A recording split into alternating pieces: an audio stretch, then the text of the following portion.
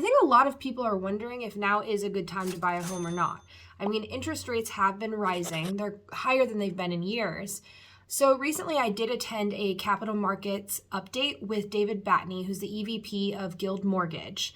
And he posed this question: have you ever thought about the financial value of a fixed rate mortgage? Yes, because in times of uncertainty, there's very powerful instruments that we have that are even more valuable in a time of uncertainty.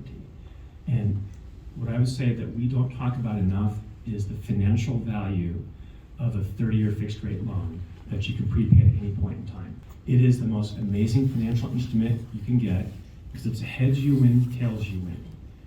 If you think rates might go up, they might go down, get a fixed rate loan. If they go up, you're completely protected, not just for 5 years, the rest of your life you're protected from rising interest rates. That's amazing, that value. If rates go down, you can refinance with no penalty. That's unbelievable. It's like heads you win, tails you win. It is the most amazing financial deal you can get. And it is a great way to create stability in an uncertain time. So I think that's a key part of the conversation.